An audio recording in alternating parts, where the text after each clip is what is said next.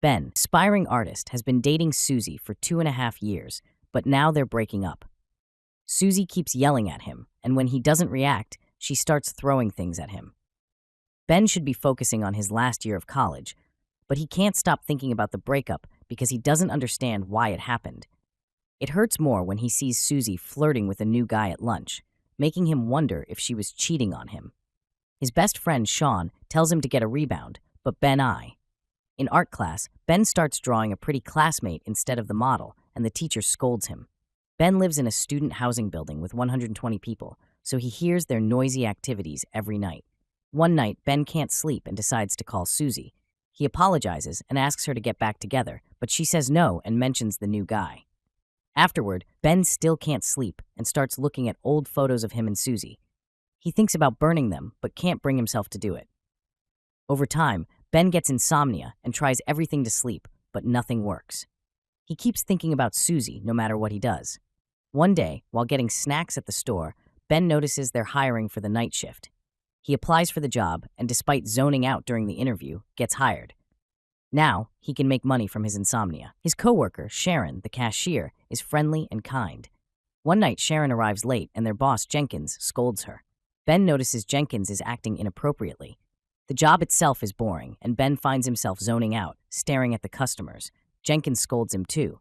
Sharon keeps her watch covered with tape because looking at the time makes the shifts feel longer. Ben's other coworker, Barry, once went viral for a silly video, and now he spends his nights on a scooter at the store. Barry and Matt, who work in the meat section, often make inappropriate jokes with the products. They also play pranks, like putting silly items in women's baskets to see if they buy them as toys. One night, when Jenkins isn't around, Matt and Barry start a scooter race, but crash into a lady's shopping cart. 2 weeks later, Ben is stuck in the boring routine of the store. Desperate to make his shifts feel shorter, he starts imagining that he can stop time, like pausing it with a remote. He imagines walking among the customers without being judged, staring at the women he finds attractive. While daydreaming, he also thinks about his past and how he got into art. When he was young, his parents took in a foreign student who liked to walk around the house without clothes. Seeing her made him wish he could stop time and look at her forever. Now, he wishes he could freeze time to undress and draw the store's customers, admiring their beauty without judgment. He imagines filling a whole sketchbook with women shopping and fixing their clothes afterward. He also thinks about using the frozen time to play pranks, like dropping things on Jenkins. During the day, Sean visits Ben to talk about Susie, but Ben is tired of repeating the same feelings over and over.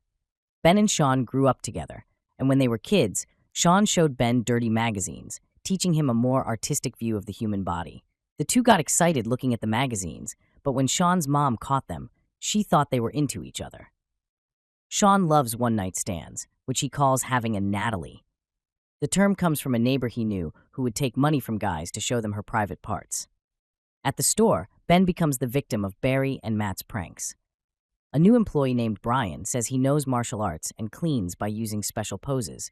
When Matt and Barry make fun of him, Brian slaps Matt. Ben starts developing a crush on Sharon and shares food with her, wishing he could freeze the moment forever. One night, Ben is crushed to hear Matt ask Sharon out, and she says yes. Matt starts making crude comments about their date, and Ben has to walk away, remembering all the crushes he's had. His first crush was a professional runner he admired for running barefoot. His second crush was his biology teacher, who wore tight sweaters and pretty skirts.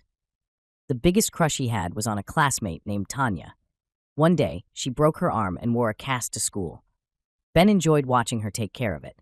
When she asked him to sign it, he only drew an X. After the cast came off, Tanya's arm had hair, and the other boys teased her, but Ben comforted her and told her she was still beautiful. She became his girlfriend. When Tanya asked for their first kiss, Ben panicked and told her to meet him the next day. He hoped that meeting on a Saturday would make it more romantic. However, Tanya didn't show up and moved away. In the present, Ben and Sean are playing chess, and Sean can tell Ben is still upset because Ben is losing. Ben shares his feelings with Sharon, and Sean advises him not to give up hope, saying one date doesn't mean much. But Ben knows Sean is always too forward on the first date, so his advice doesn't help. The next day, during the night shift, Matt brags to the group about his date with Sharon, describing her body. The conversation is interrupted by Jenkins, who announces a soccer match against employees from another store. On the day of the match, Sharon shows up to support the team, and Ben has to watch as Matt continues to flirt with her.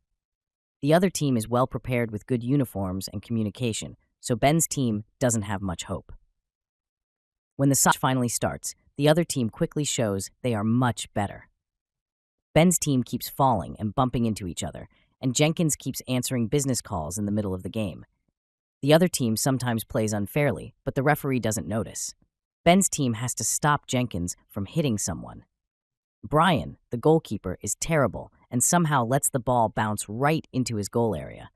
With only a minute left, Ben's team is losing 26-0, so Jenkins wants them to at least score one goal before the match ends. Ben passes the ball to Jenkins, who kicks it at the goal, but it hits the metal bar. Matt kicks the ball next, accidentally hitting Jenkins in the face. Tired of all the chaos, Ben imagines freezing time and walking away from the game to avoid the embarrassment.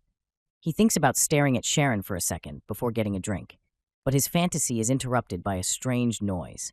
A man runs out, and Ben realizes how much of a loser he is for not even getting his own fantasy right. Back to the match, Jenkins is bleeding from his nose and needs to go to the hospital. Before leaving, Matt asks Ben to take Sharon home, but instead of going home, they end up at a cafe. Ben asks Sharon about her relationship with Matt, and she says they just went to the movies as friends. She's shocked to hear the lies Matt has been spreading and explains she's single because her last boyfriend moved to the USA. Ben then tells her about Susie. They chat about their lives, college, and future dreams.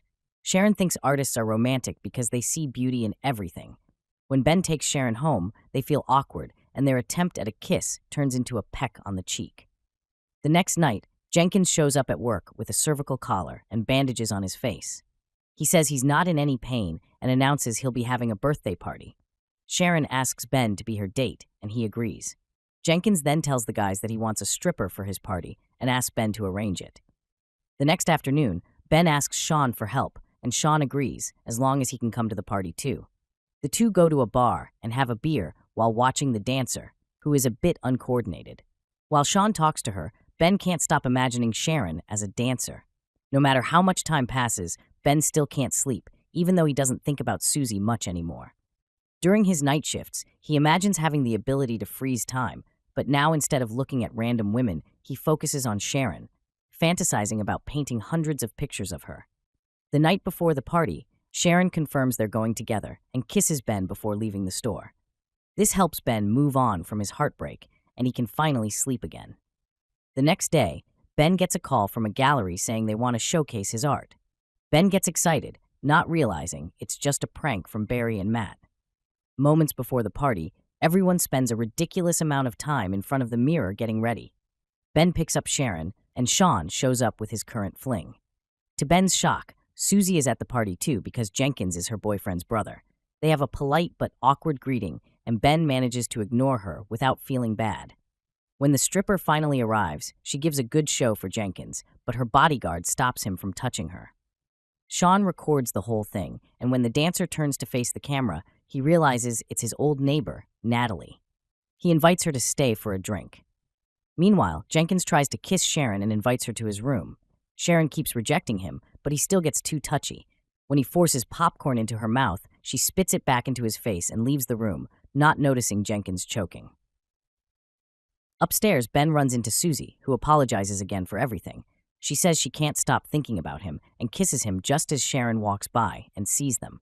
Sharon quickly turns around and leaves, not seeing Ben push Susie off him.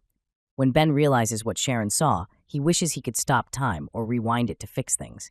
He thinks of something to say to make her stay, but it's too late. Sharon leaves the party while Barry slides down the stairs in a box. Afterward, Ben goes to Sharon's apartment building, but when she hears his voice, she refuses to open the door. Ben waits for someone else to leave, sneaks in, and runs upstairs to Sharon's apartment. Just like with Susie, he stands there as Sharon yells at him with all her anger. Once again, Ben leaves with a broken heart and no idea what to do. The next night, Barry shows up at work with a collar because he hurt himself during his prank, and Sharon isn't there. When Ben goes home, he finds out his insomnia has returned. On Wednesday, Ben goes to the gallery and discovers it was all a joke. However, the gallery owner is still impressed by his work and schedules a proper meeting. Later, Sharon gets an invitation to Ben's art exhibition. On the night of the event, Sean gets rejected by yet another girl. Ben is happy to see so many people admiring his art and even gets a card from a gallery owner in New York, but he only has eyes for Sharon. She's shocked to see that most of the paintings are of her looking stunning. Sharon congratulates Ben on his success and explains that she's got a new job at a travel agency. Ben apologizes for the party incident, but Sharon says the paintings speak for themselves. At that moment, Ben kisses Sharon and pretends to stop time, but leaves her unfrozen so they can go outside. The snow has stopped falling, and now they can kiss with a beautiful view around them.